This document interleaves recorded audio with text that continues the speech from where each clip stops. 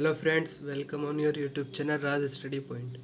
आज हम political science class 12 chapter 6 लोकतांत्रिक पुनरुत्थान। वैसे तो इस चैप्टर को हम कंप्लीट कर चुके हैं, लेकिन आज हम इसके इम्पोर्टेंट नोट्स जो इसमें नए टॉपिक ऐड हुए हैं उसके बारे में और रेल हड़ताल के बारे में भी पढ़ेंगे। सबसे पहले हम जानते हैं कि आपातकाल का अर्थ क्या है। जैसे कि इस चैप्टर में आपातकाल से हम परिचित हुए थे, तो आपातकाल क्या है? शासन की वह अवधि जिसे मंत्रिमंडल की सलाह पर कुछ संकटकालीन परिस्थितियों के दौरान भारत के राष्ट्रपति द्वारा घोषित किया जा सकता है।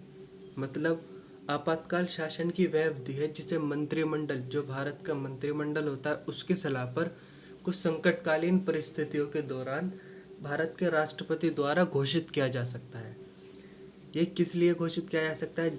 जैसे कि देश की संप्रभुता, एकता, अखंडता और सुरक्षा, लोकतांत्रिक राजनीतिक व्यवस्था और संविधान की रक्षा के लिए आपातकाल को लागू किया जा सकता है।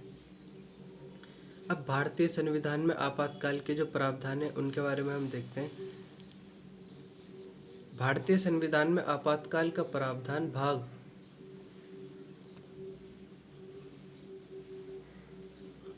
18 अनुच्छेद 352 से 360।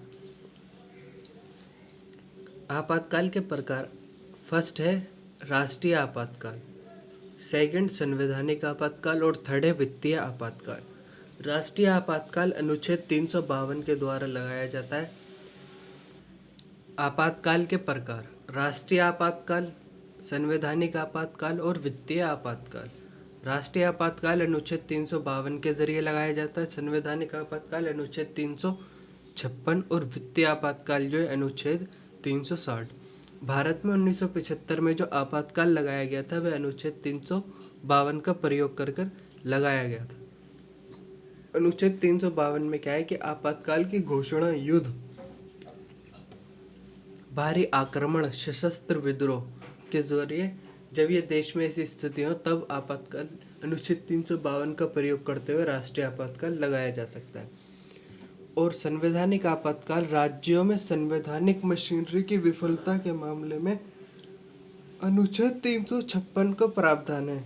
मतलब जब राज्य में संवैधानिक मशीनरी की विफलता हो तब अनुच्छेद 356 का प्रयोग करते हुए संवैधानिक आपातकाल लगाया जा सकता है। और वित्तीय आपातकाल के रूप में अनुच्छेद 360 का प्रयोग कर लगाया जाता है। हम आपातकाल के कारण देखेंगे कि आपातकाल किस कारण लगाया गया। पहला था जैसे आर्थिक संदर्भ। इसमें फर्स्ट पॉइंट आएगा पूर्वी पाकिस्तान से लगभग 8 मिलियन शरणार्थी का आगमन। मतलब 80 लाख लोग कम से कम पूर्वी पाकिस्तान से भारत में आए थे, जो शरणार्थी के रूप में। जब भारत पाकिस्तान बांग्लादेश में उस टाइम वो पूर्वी पाकिस्तान था, उसमें संकट की स्थिति थी, तो वहाँ से 8 मिलियन शरणार्थी भारत में आए। सेकंड पॉइंट, 1971 में पाकिस्तान के साथ युद्ध हुआ। और थर्ड है यूएसए की तरफ से भारत की सारी सहायताएं बंद कर दी गई। यूएसए ने युद्ध के बाद भारत को सारी सहायताएं देना बंद कर दिया। फोर्थ पॉइंट है सरकारी कर्मचारियों के वेतन पर रोक लगा दी गई। जब महंगाई ज़्यादा बढ़ गई, सरकार ने खर्चों में कटौती करने के लिए सरकारी कर्मचारियों के वेतन पर रोक लगाई। फिफ्थ पॉइंट है अंतर्राष्ट्रीय बाजारों में तेल की कीमतों में वृद्धि। अंतर्राष्ट्रीय बाजार में तेल की कीमतों में वृद्धि हुई, जिससे कि महंगाई और तेज़ी से बढ़ी। सिक्स पॉइंट है 1971 और 73 में मानसून की विफलता, जिससे कि किसानों की फसलें चौपट हो गई। सेवन पॉइंट 1974 में वस्तुओं की कीमतों में 30% तक की वृद्धि हुई। 1974 में जो वस्तुओं की कीमतें हैं उनमें 30% तक इजाफा हो गया, उनकी वृद्धि हो गई। मतलब जो वस्तु पहले सस्ती थी अब वो 30% और महंगी हो चुकी थी। सेकंड था गुजरात आंदोलन। गुजरात आंदोलन भी एक कारण हुआ जिसके कारण भारत में आपातकाल लगाया गया। फर्स्ट पॉइंट, 1974 के जनवरी माह में गुजरात के छात्रों ने महंगाई और भ्रष्टाचार के खिलाफ आंदोलन छेड़ दिया। वैसे कि जब इस चैप्टर को हमने शुरू करा था तो मैंने गुजरात आंदोलन पढ़ा दिया था, लेकिन इसमें भी मैं पढ़ा देता हूँ कि जब 1974 के जनवरी महीने में गुजरात के छात्रों ने महंगाई और भ्रष्टाचार के खिलाफ आंदोलन छेड़ दिया, तो क्या हुआ, जल्दी ही जो विपक्षी पार्टी हैं उन्होंने गुजरात के छात्रों को समर्थन दिया। इस आंदोलन को नवनिर्माण आंदोलन भी कहा जाता है। विपक्षी दल के कांग्रेस ओ के जो प्रमुख नेता थे मोरारजी देसाई, उन्होंने क्या कहा कि अगर राज्य में नए सिरे से चुनाव नहीं करवाए गए तो मैं अनिश्चितकालीन भूख हड़ताल पर बैठ जाऊंगा। और फिर गुजरात में राष्ट्रीय वो वित्तीय संवैधानिक आपातकाल लगा दिया गया था। उसके बाद गुजरात में चुनाव हुए और कांग्रेस की हार हुई। नेक्स्ट हम पढ़ेंगे पश्चिम बंगाल और नक्सलवाद। 1967 में सीपीआई मार्क्सवादी के स्थानीय कार्यकर्ताओं के नेतृत्व में नक्सलबाड़ी थाना क्षेत्र में किसान विद्रोह उठ खड़ा हुआ। मतलब 1967 में सीपीआई के जो स्थानीय कार्यकर्ता थे उनके नेतृत्व में नक्सलबाड़ी थाना क्षेत्र में किसान विद्रोह उठ खड़ा हुआ। नक्सलबाड़ी पुलिस स्टेशन से शुरू होकर यह किसान आंदोलन भारत के कई राज्यों में फैल गया। अब मार्क्सवादी लेनिनवादी समूह नक्सलियों के रूप में पहचाने गए। इस पार्टी ने क्रांति के लिए गुरिल्ला नीति अपनाई। ये जो पार्टी थी ये गुरिल्ला नीति पर इसने गुरिल्ला नीति अपनाई थी क्रांति के लिए। नेक्स्ट हम पढ़ेंगे 1974 की रेल हड़ताल। 1974 के मई में जॉर्ज फर्नांडिस के नेतृत्व में भारतीय रेलवे के कर्मचारियों द्वारा देशव्यापी हड़ताल की गई। 1974 के मई में जॉर्ज फर्नांडिस ने नेतृत्व किया और भारतीय रेलवे के जो कर्मचारी थे उन्होंने देशव्यापी हड़ताल की। उनकी शर्तें क्या थी? उन्होंने बोनस और बेहतर सेवा शर्तों की मांग की। सरकार ने इन मांगों का विरोध किया। जो रेलवे के कर्मचारी थे उन्होंने बोनस और बेहतर सेवा शर्तों की मांग की, परंतु सरकार ने उनकी इन मांगों का विरोध किया।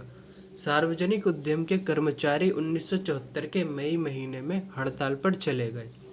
कर्मचारियों ने हड़ताल कर दी तो सरकार ने हड़ताल को अवैध घोषित कर दिया और सरकार ने इस हड़ताल को अवैध घोषित कर दिया था। कई नेताओं की गिरफ्तारी की गई और रेल लाइनों की सुरक्षा में सेना को तैनात कर दिया गया।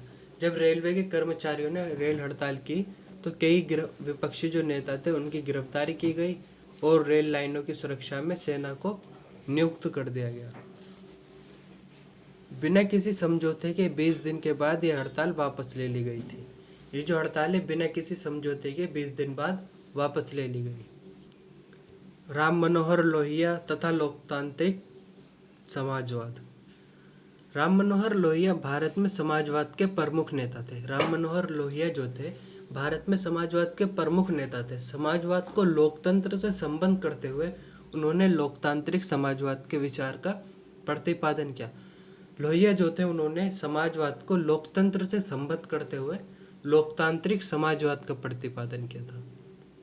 लोहिया भारतीय समाज में पूंजीवाद तथा साम्यवाद दोनों को ही समान रूप से अप्रासंगिक मानते थे। मतलब भारतीय जो समाज है उसमें पूंजीवाद तथा साम्यवाद दोनों ही अप्रासंगिक मानते थे लोहिया। लोहिया ने चौबुर्ज राजनीति का प्रतिपादन किया। इम्पोर्टेंट है ये बच्चों, इसको याद कर लेना कि लोहिया जो थे उन्होंने चौबुर्ज राजनीति का प्रतिपादन किया, जिसमें उन्होंने राजनीति तथा समाजवाद के 4 स्तंभों का वर्णन किया। वो स्तंभ क्या थे उन्हें देख लेते हैं हम। जो परस्पर एक दूसरे से संबंध थे, ऐसे स्तंभ जो परस्पर एक दूसरे से संबंध थे, ये 4 स्तंभ है: केंद्र, क्षेत्र, जिला एवं ग्राम। ये लोहिया ने राजनीति और समाजवाद के 4 स्तंभ बताए और ये एक दूसरे से इनकी नज़र में संबंध थे। जैसे केंद्र, ये 4 स्तंभ थे: केंद्र, क्षेत्र, जिला एवं ग्राम। तो लोहिया का जो सिद्धांत था वो था लोकतांत्रिक समाजवाद। तो इस वीडियो में हमने पढ़ाया है रेल हड़ताल और आपातकाल क्या है उसका ब्रीफ एक्सप्लेन करा है, और हमने इसमें राम मनोहर लोहिया तथा लोकतांत्रिक समाजवाद के बारे में भी पढ़ लिया है। इस वीडियो में इतना ही। वीडियो अच्छी लगी हो तो वीडियो को लाइक करें, अपने फ्रेंड्स के साथ शेयर करें और हमारे यूट्यूब चैनल राज स्टडी पॉइंट को सब्सक्राइब करें। मिलते हैं नेक्स्ट वीडियो में। Thank you.